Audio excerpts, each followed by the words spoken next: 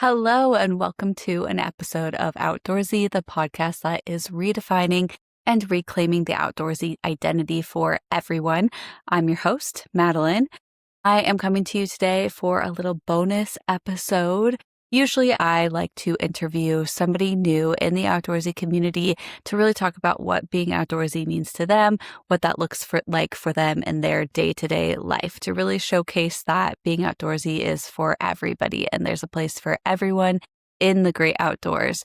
But in this meantime, in this intermission period between seasons, while I am just recovering postpartum and kind of getting back on my feet in the outdoorsy world, I've been producing little bonus episodes here and there about just various topics related to the outdoorsy world as a whole.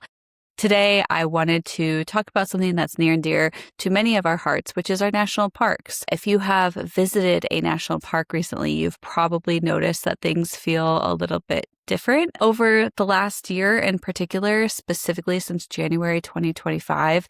Maybe the entrance line was a little bit longer than you expected. Maybe the visitor center was closed or some of the scheduled programming was canceled. Maybe you just haven't seen a single ranger out on the trail at all, and you're used to seeing them, roving around. Maybe you've noticed more trash piled up or the bathrooms aren't as spotless as normal. Whatever it might be, you've probably seen that there is something different about our national parks lately. And individually, each of these issues might seem like small or they might seem like a one-off, but ultimately they all add up to paint a larger picture of the fact that our national parks are struggling right now. And that's for a lot of different reasons. Visitation is at an all-time high. I'll get into the actual numbers in a second. But at the same time, staffing is at an all-time low. And in fact, our national parks are facing even more personnel and budget cuts in the future. So they're being asked to do more with less, which if anybody's in like the corporate world right now, we all hear the same thing. But our National Park Service is facing that same issue. So I wanted to make a podcast episode. I wanted to make a video about what we can do as individuals to kind of lighten the load on the remaining staff and their minimal resources, what we as visitors can do to really help in impactful ways that goes beyond just talking about these things, because while that's important, I know a lot of us are like thirsting for real tangible ways we can make an impact. So basically, I'm going to go into all these different ideas more in depth, talk about exactly why our national parks are struggling, a little bit of the background information as to like what's actually going on. And then, those tangible, realistic things that we can all be doing. So just at a really high level, I'll get into all these more in depth in a second. But the things that you can do are visit during off-peak times if you can. Pick up after yourself, pick up any trash that you see, pick up after other people. I know it feels like you shouldn't have to, but we should all be leaving the places that we go better than how we found them. Plan ahead, come prepared, make sure you're very self-reliant so that you don't need help or have a bunch of questions for people. Plan ahead, follow park rules, respect all of their guidelines, closures, passes, permitting, that kind of thing. Leave wildlife completely alone. Give them as much space as you possibly can. Do not feed them. Practice leave no trace. If you don't know what leave no trace is, don't worry. I have a whole other podcast episode and YouTube video about leave no trace. Go and check that out. I also have a blog post. I'll link it all below for you.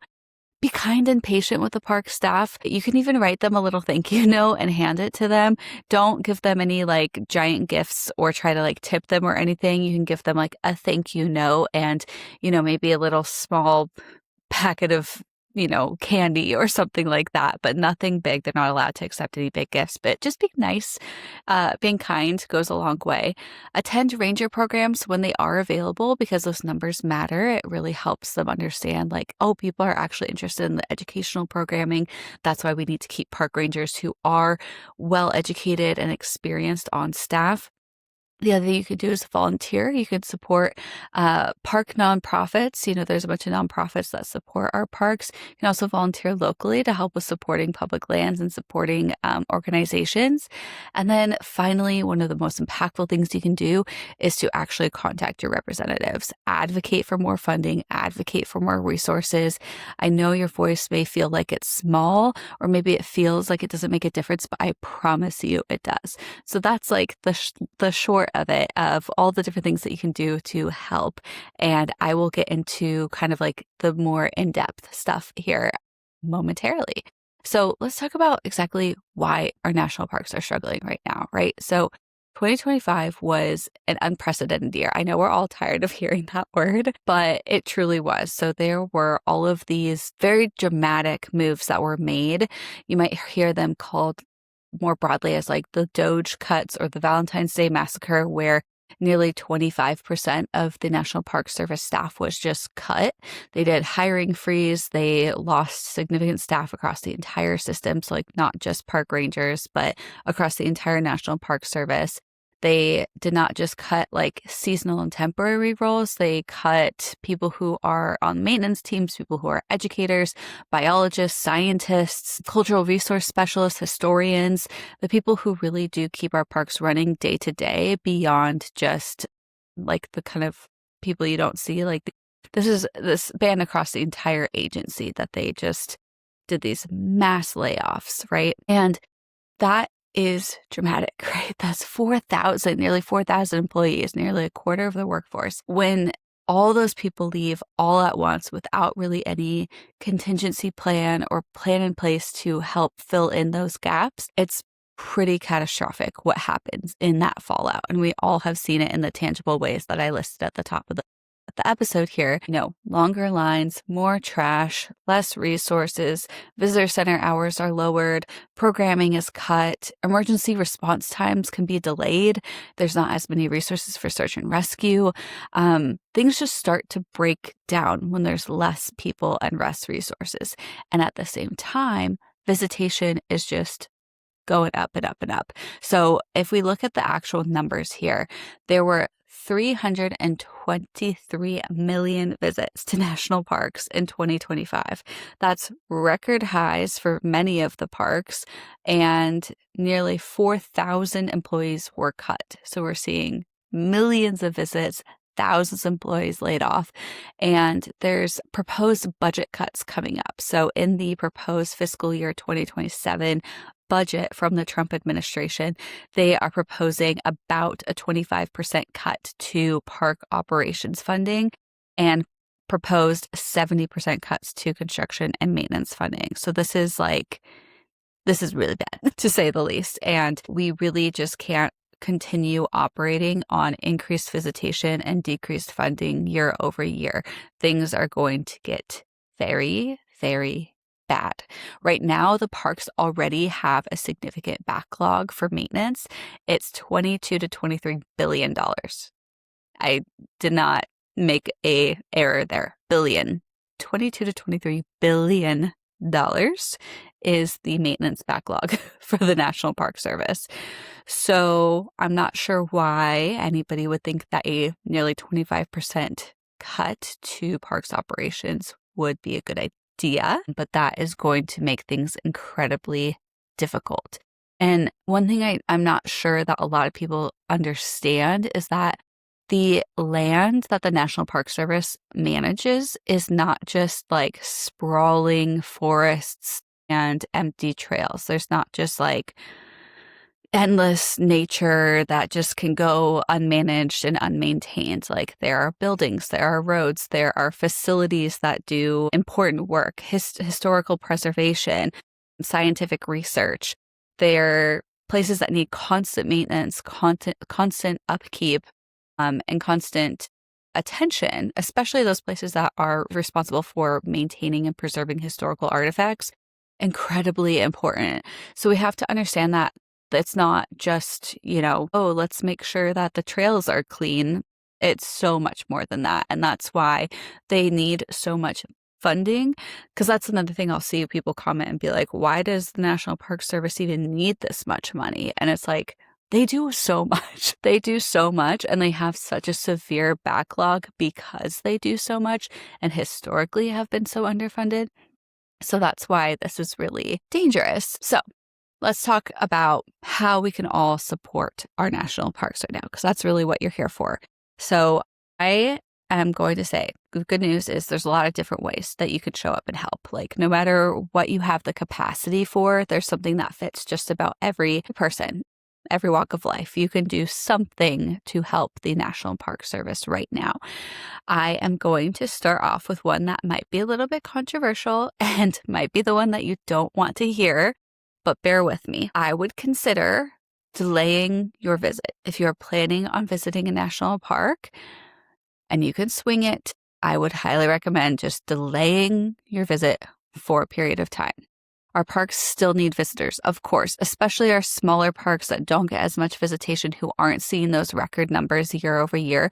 But if you're planning like a visit to Yosemite or to Yellowstone or to Mount Rainier National Park or Joshua Tree or like one of these other really large national parks that already see a tremendous amount of visitation, maybe consider altering your plans just temporarily. Hopefully things get better, things change, and you can go at a different time.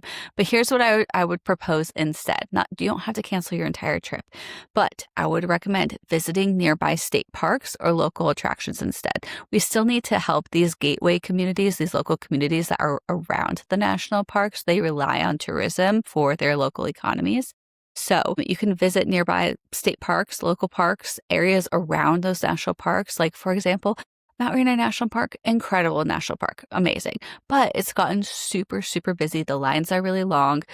They're not getting any more resources. It's tough, but there's a lot of amazing surrounding areas to go explore that are under other land management agencies that are incredible and not technically within the national park. So I guarantee you, wherever you're planning on going, there are other options for you. I would also recommend like visiting lesser known parks. Like if you wanted to do a national park trip in Washington State, go visit North Cascades National Park because there's such less visitation, less crowds than there is Mount Rainier National Park.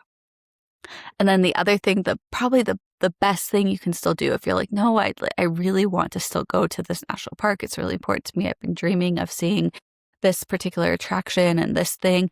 Go during off-peak times. Like I always talk about Mount Rainier National Park is like incredible to go visit during the fall. It's just, oh my God, the colors are stunning. It looks like you're walking into a painting and there's nobody there. Like nobody is there in the fall because everybody just rushes to visit during July and August. So once you hit October, you've got the place to yourself and it is stunning. The weather is just kind of perfect. It's a little bit crisp. You still get incredible views. You get great weather. Like it's just a fabulous time to visit. So you can probably find shoulder seasons for just about all of the different national parks where it's still ideal weather and conditions and so many less crowds. So do a little bit of research up on that. So that's my not so popular number one piece of advice for how to help our national parks. So if you don't want to hear that, keep listening to the rest of the ones. One of the simplest things that you can do that has a bigger impact than you might realize is just picking up after yourself and after others. We've all heard this of, come leave places better than how you found it. But I really do mean that. Just bring a trash bag whenever you go out anywhere, honestly, a national park or not.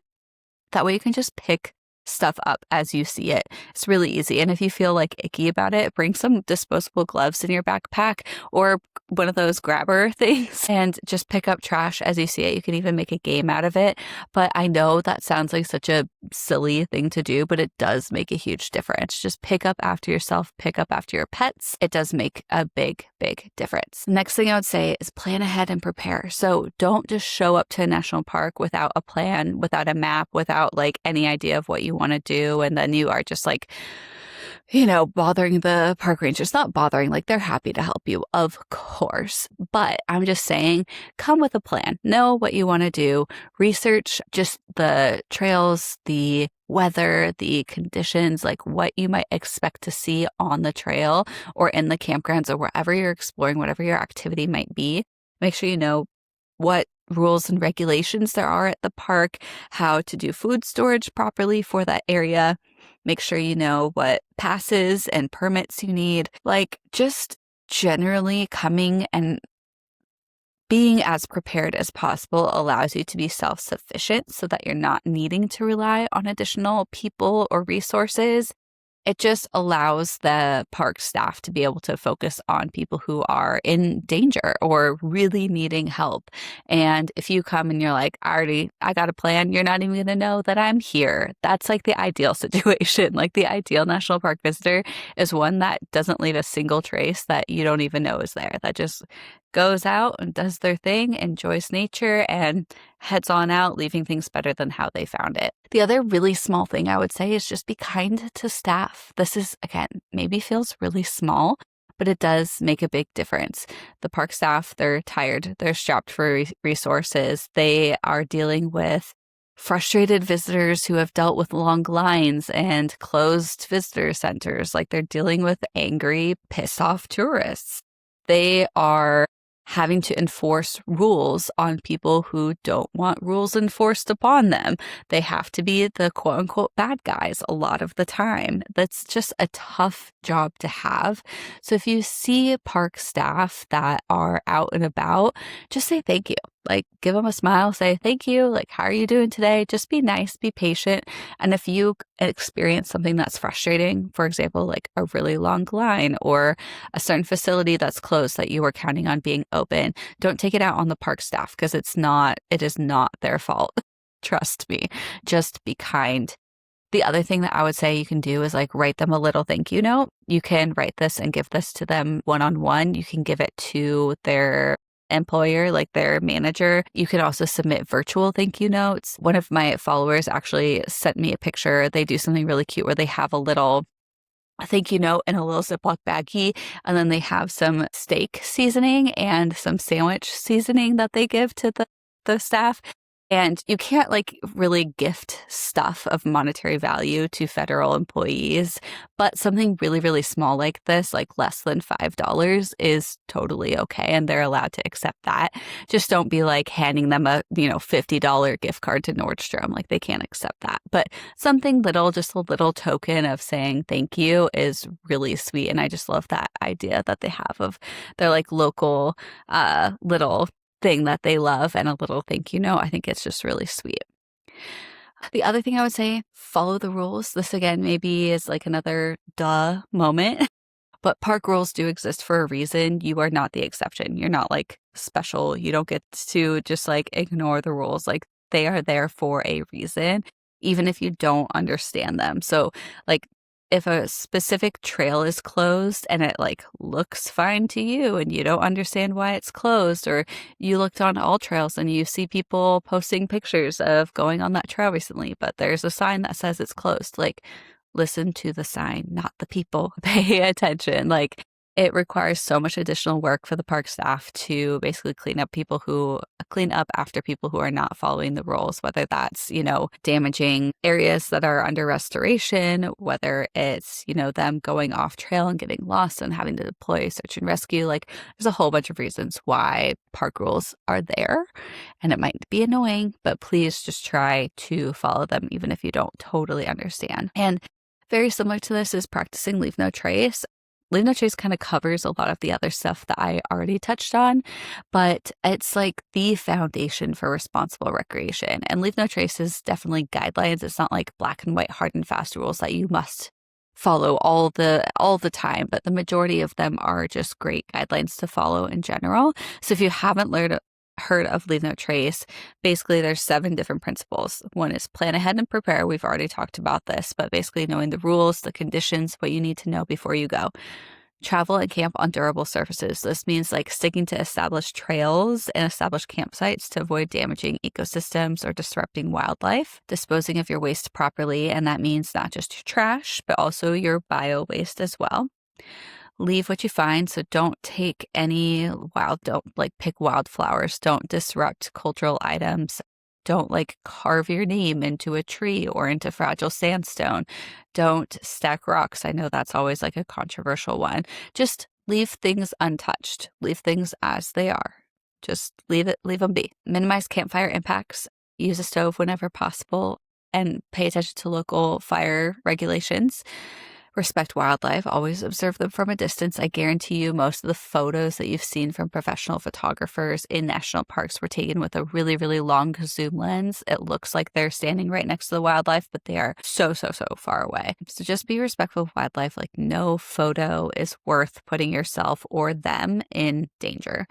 And then finally, just being considerate of other people. To share the space, protect everyone's experience at the park. Just be mindful of your impact in general.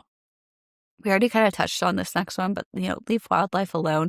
This is unfortunately one of the most common issues that park staff deals with visitors is people are just like obsessed with getting close to wildlife, even dangerous wildlife that could literally kill you.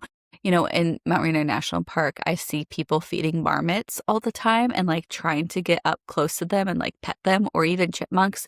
And they've been so used to humans behaving and interacting with them in this way that they do end up approaching humans and making it easier for them to continue this behavior. And then it just creates this cycle. Unfortunately, feeding animals, wildlife, getting too close to them, not only like is harmful to them, but it could result in a way in their death, unfortunately. Like, for example, bears who get into trash because people aren't storing their food and hygiene products appropriately often have to be euthanized because it's too much of a danger to the human population that's there, but they don't know any better because they've been conditioned to come into these areas and scavenge for food. So just leave wildlife alone. Just leave them be. I know they're cute. Just leave them be. Use the zoom lens if you want to get closer.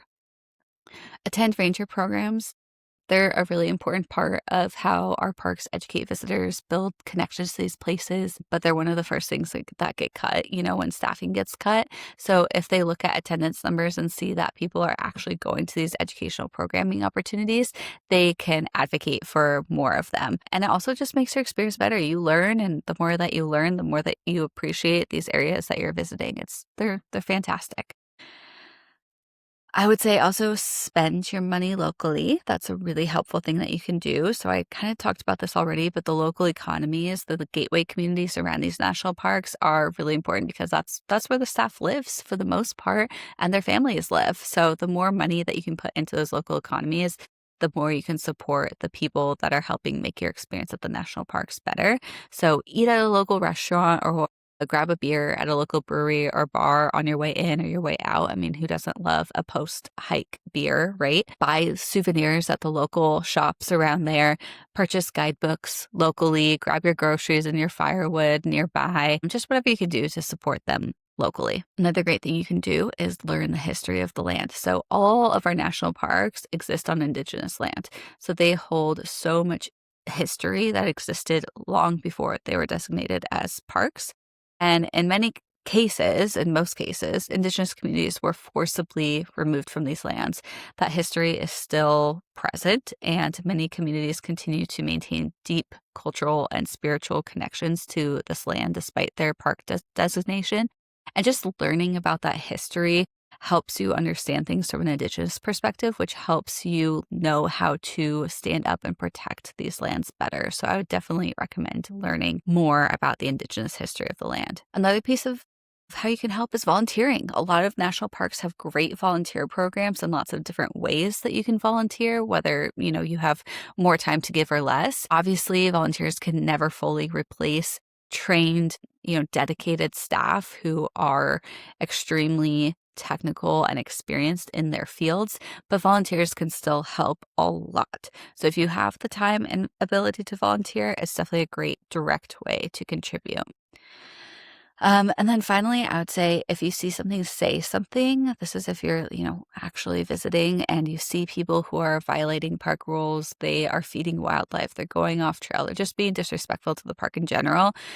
Just say something if you feel comfortable and safe enough to do. Like, one of the things that I have done is when I see people stepping off trail at Mount Rainier National Park in areas that are protected meadows, I will go up to them and I'll just be like, hey, like, just wanted to let you know, you're not supposed to step over this barrier. It's really damaging to the wildflowers. And I try to give people the benefit of the doubt, even though like there's usually 5,000 signs that they've already ignored. You just want to approach it with kindness because that's how people are going to respond best. And if your goal is to change their behavior, you want them to respond well. So instead of like being a jerk and being like, hey, get off the meadows, get off my lawn, just approaching it with kindness is the best thing you can do. And, if you want to be a little bit more manipulative and you don't really want to give people the benefit of the doubt in this way, or you don't want to fake being nice, one of the things that you can do is just like tell a little white lie. So one of the things that I've done a couple of times is I've just told them, I've been like, hey, there's a ranger coming up the trail. And if they see you doing this, if they see you feeding wildlife, they're going to give you a fine and you're going to get kicked out of the park or like something like that. So it makes it seem like you're the good guy, like you're helping them out. So that's another strategy you can always employ. And then I will also say showing up in real life is really important. So like obviously talking about stuff that's going on and these threats online is important, but if you can somehow check locally and around your national parks to see like what's happening, if there's town halls or public meetings to discuss different issues facing your local public lands, I would definitely encourage you to go to those things. If there's any rallies or marches about public lands, show up and attend because just physically showing up is super important for visibility and to show strength in numbers. And then I would say help these organizations that are helping kind of rally and organize these things. So there's a bunch of nonprofits that play critical roles in supporting our national parks, especially when funding is limited. So like there's the National Parks Conservation Association, there's the National Park Foundation. They help fund conservation work, infrastructure programs, and then advocacy efforts. So definitely check those things out and see how you can help. There's also like hyperlocal organizations that support specific parks and specific projects in your region. So like in Washington, we have the Washington National Park Fund. So definitely check to see what organizations like that exist near you or will help the national parks that are near and dear to your heart. Calling your representatives is another fantastic way to help your national parks. So we've talked about things that you individually can do while you're visiting, but this is something that you can do to help the National Park Service at a more systemic level, which is one of the more impactful things that will have the most impact long term. So reaching out to your representatives and advocating for funding and for resources helps address the root of all of these issues. And it doesn't have to be complicated. You can literally just do a voicemail, because usually every time I've ever called, I've always gotten a voicemail. For your representatives, you can send them an email. Like a lot of the nonprofit organizations I was mentioning before have like really easy email templates that you can use. And then fivecalls.org is another great place you can go. And they have a lot of great information about like exactly what the issues that are currently happening are and how to take direct action. I know it's like really scary to pick up the phone and call. Trust me, I don't even like calling in my teriyaki order, but I still have picked up the phone and called my representative. So I promise you, if I can do it, you can do it. And I know a lot of people think that their voice doesn't matter because how could it? All these things are so scary and so out of our control and blah, blah, blah, blah. But I'm telling you right now, your voice does matter. We've seen this kind of pressure from people calling work. We raised our voices really loudly last year around this time when public land was proposed to be sold off during the Big Beautiful Bill in 2025. We also, so like a bunch of people called, opposed it. It was ended up being taken off of the Big Beautiful Bill. It was incredible. And that was because of the pressure that the public put on their representatives. We also saw this with the roadless rule. While it's still up in the air what's exactly going to happen with the roadless rule. And if you want to learn more about that, I have another blog post, podcast episode, YouTube video, all that jazz about that. But we had a public comment period opportunity, and there were thousands upon thousands of comments that got submitted opposing the removal of the roadless rule. So your voice does matter. It truly does. And on that note, kind of to finally kind of just conclude all of this is using your reach online. So even if you don't have like a large platform online, even if you only have a following of, few people that are near and dear to you, it's still great to be able to share resources online with people. It's a really easy and quick thing that you can do. So make sure that you're sharing accurate information, promoting responsible recreation, talking about what's happening to our parks, sharing educational resources and data. No matter how big your following is, if you have a platform or you don't, just even if one or two people see what you're talking about and decide to make a difference, like that matters. And I would also say be sure to support the official national parks on social media as well. Um, Even though there are a bunch of parody accounts on TikTok, none of our national parks are officially on TikTok. And those TikTok accounts are actually causing quite a lot of harm and quite a lot of issues for our national park employees. I have a deep dive blog post and YouTube video going more in depth into exactly what those issues are. So if you want to learn more, take a peek there, but please don't support those accounts on TikTok. Instead, follow the official accounts on Facebook, Instagram, Twitter, LinkedIn, YouTube. There's a whole listing of where all the official parks are on the US Digital Registry if you want to go and make sure that you're following the official pages. But yeah, no federal agency is on TikTok at all. They're not allowed to. And yes, I know the White House is on TikTok, but the White House does whatever they want. Like, I guess the rules just don't apply to them. So go support the official pages on social media. That really, really does helps them disseminate information faster to larger audiences. And it also just shows your support as followers and engagement. It does matter to show that online digital support. So that was my long list of ways that we can help support the national parks right now. Definitely is not an exhaustive list. I know I just talked for 30 minutes, but there are so many other ways that we can support our national parks, support our public lands right now. And not every single way is going to be accessible to every single person or applicable to every single person. So instead of trying to bean soup this situation, think about what is realistic for you and try to do that, because we can all make a difference, big or small. Just whatever you can do is enough. So just try your hardest, and that's the best that anybody can ask of you. There are certain things that we can control. We can be more intentional about how we show up. We can pay attention. We can care. And every single little action and every single voice really does add up to make a difference. So I think that protecting national parks is something that we all can really unite around and rally around together across the political spectrum. And that's really beautiful. Yeah, I think we all can make a difference, whether we realize it or not. And we're all just doing our best trying to navigate what's happening right now and support our public lands. So whatever you're able to do, just thank you so much. It's amazing and it's enough.